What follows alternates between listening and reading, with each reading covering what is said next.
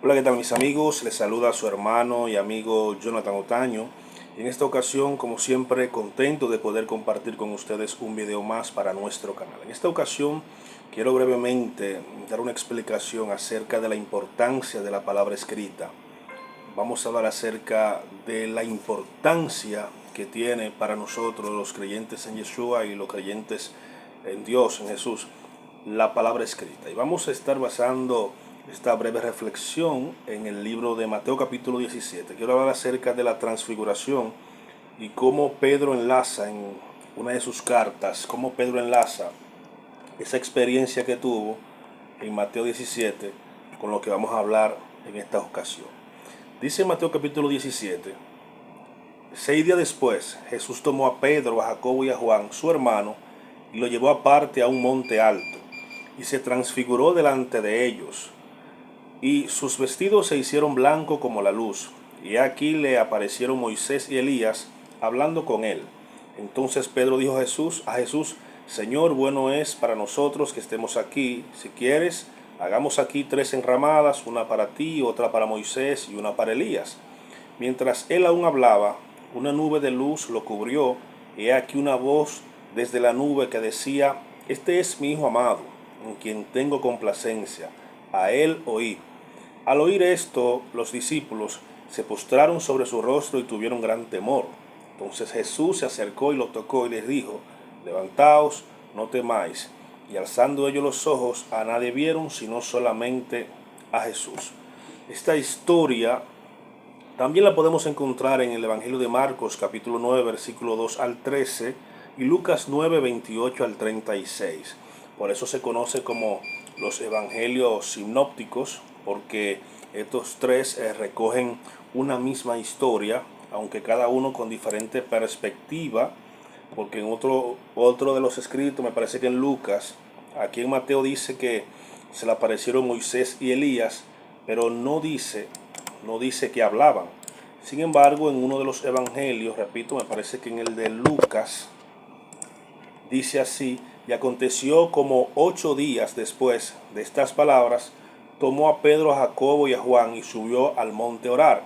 Y en tanto que oraba, le apareció de su rostro, la apariencia de su rostro, se hizo otra, y su vestido blanco y resplandeciente.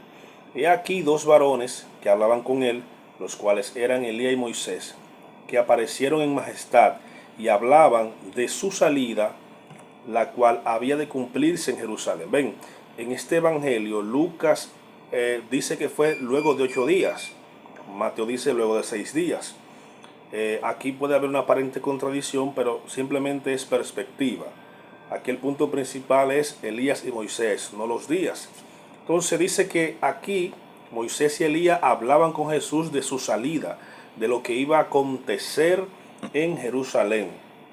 Ahora bien, muchos estudiosos se preguntan cómo es que Pedro sabía que ese era Moisés y que ese era Elías, si vivieron un lapso de tiempo muy amplio, un lapso de tiempo que realmente eh, no tiene lógica que Pedro conociera que ese era Elías y que ese era Moisés, ya que vivieron en épocas diferentes.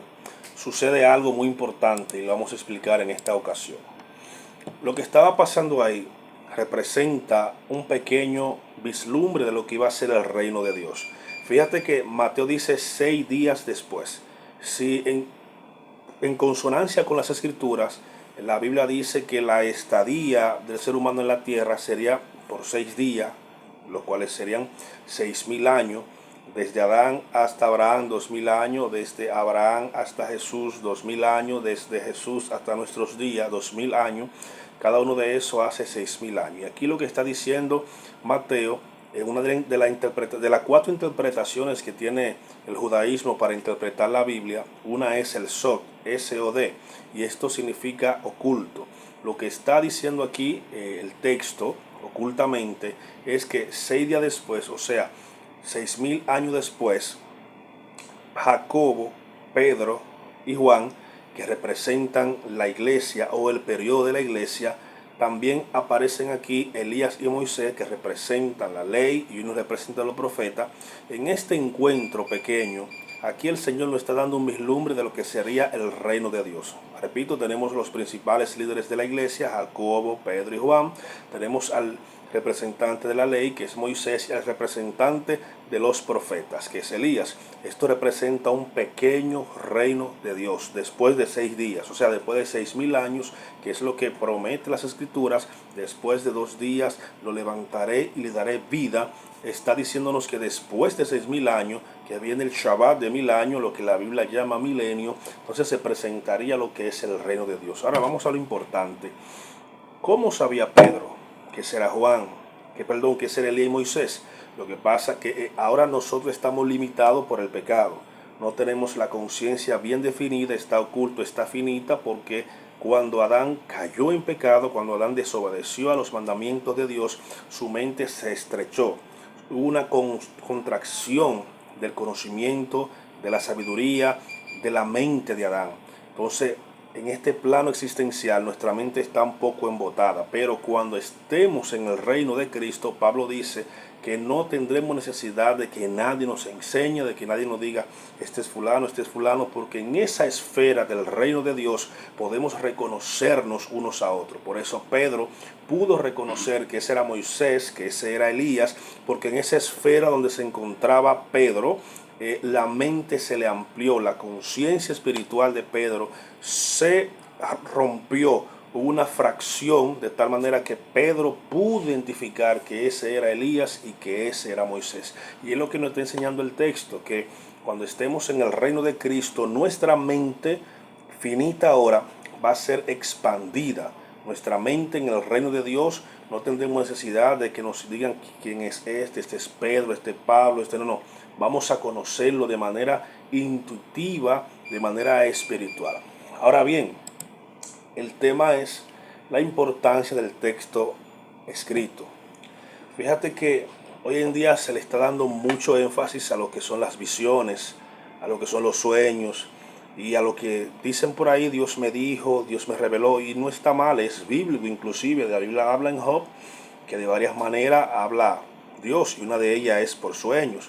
También creemos en el ministerio profético y en el ministerio de revelación, pero hoy en día se ha salido de control lo que es las visiones, los sueños y todo ese tipo de cosas. Pero Pedro nos da un consejo muy importante a nosotros como congregación. Si leemos en Primera de Pedro capítulo 1, versículo 3 en adelante,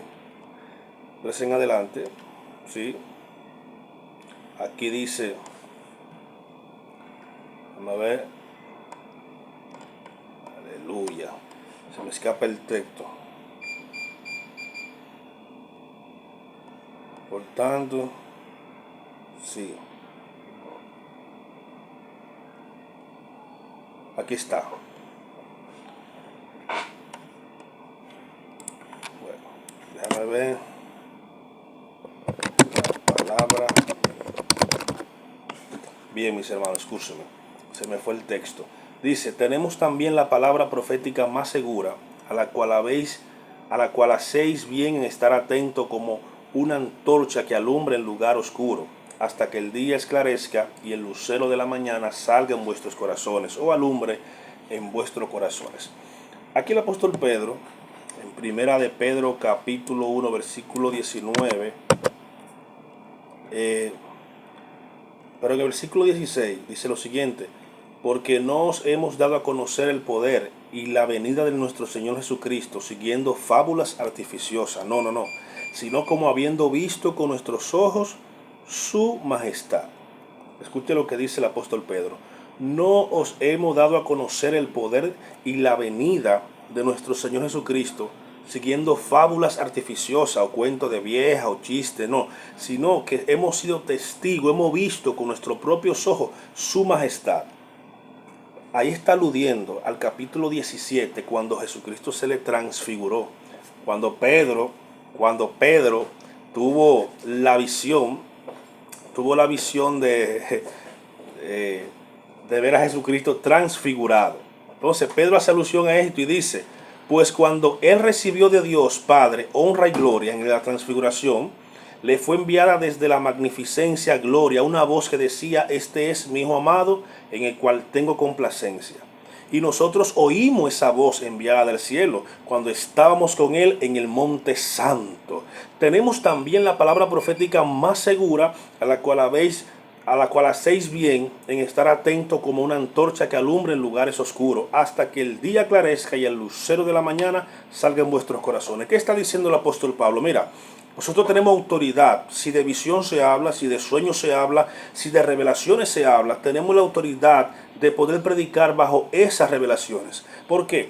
Porque no venimos aquí predicando a Cristo y su venida con fábulas artificiosas, no, sino como habiendo visto con nuestros propios ojos la gloria y la majestad de Cristo. Pues cuando Él recibió del cielo gloria y honra por aquella voz que dijo: he aquí mi Hijo amado, en el cual yo me complazco, nosotros estuvimos ahí, nosotros vimos esa gloria, fuimos partícipes de esa manifestación de gloria, de la transfiguración, de que Cristo se volviese como Él era antes de estar en la tierra. Pero les aseguro ahora, tenemos la palabra profética más segura, que es la palabra escrita. Tenemos la palabra profética más segura, en la cual hacéis bien en estar atentos. Así que, mis hermanos, quería dejarla con esta reflexión. Las revelaciones son buenas, los cuentos son buenos, los sueños son buenos, pero lo más importante que nos deja la palabra es que estemos atentos a la palabra escrita, porque ella no cambia, no varía. Usted puede tener un sueño y ese sueño lo tuvo usted. A mí no me certifica que sea verdad o mentira, pero la palabra escrita está ahí para todo, para ser obedecida. Así que Dios le bendiga, Dios le guarde. Shalom para su vida.